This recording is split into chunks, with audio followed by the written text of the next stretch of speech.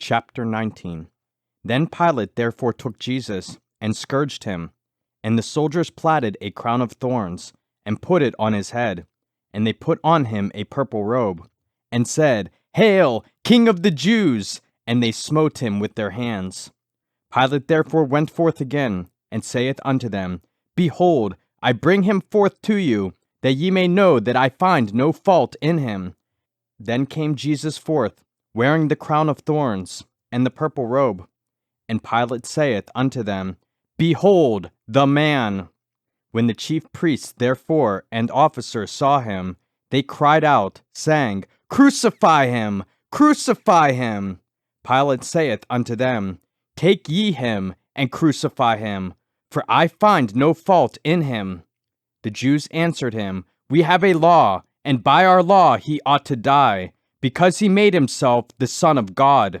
When Pilate therefore heard that saying, he was the more afraid, and went again into the judgment hall, and saith unto Jesus, Whence art thou?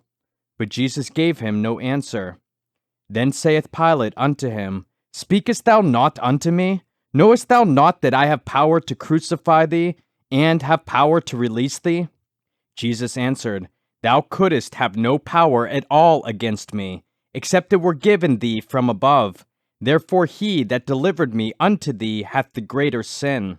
And from thenceforth Pilate sought to release him. But the Jews cried out, saying, If thou let this man go, thou art not Caesar's friend. Whosoever maketh himself a king speaketh against Caesar.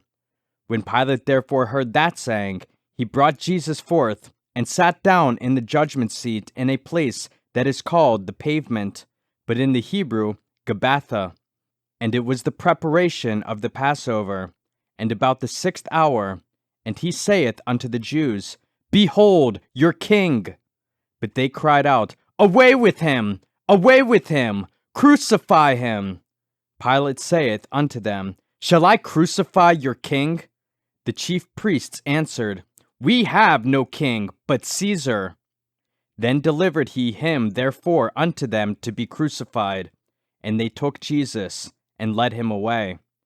And he bearing his cross went forth into a place called the place of a skull, which is called in the Hebrew Golgotha, where they crucified him, and two other with him, on either side one, and Jesus in the midst. And Pilate wrote a title, and put it on the cross, and the writing was, Jesus of Nazareth, the King of the Jews. This title then read many of the Jews, for the place where Jesus was crucified was nigh to the city, and it was written in Hebrew and Greek and Latin. Then said the chief priests of the Jews to Pilate, Write not, the King of the Jews, but that he said, I am King of the Jews.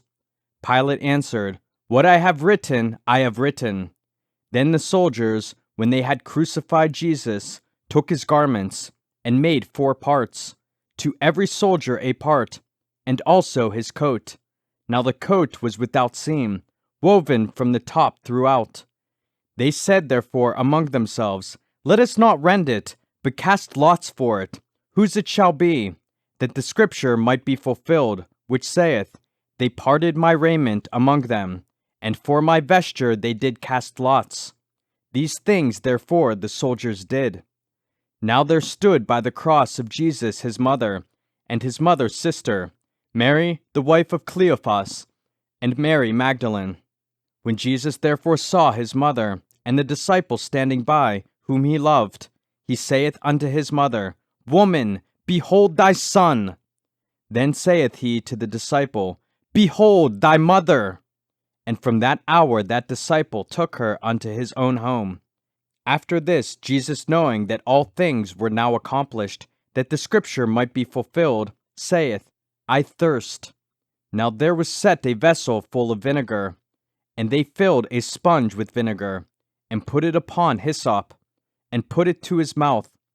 When Jesus therefore had received the vinegar, he said, It is finished.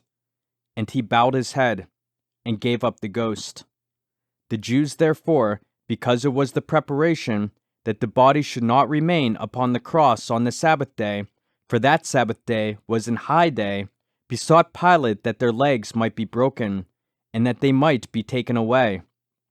Then came the soldiers, and brake the legs of the first, and of the other which was crucified with him. But when they came to Jesus, and saw that he was dead already, they brake not his legs.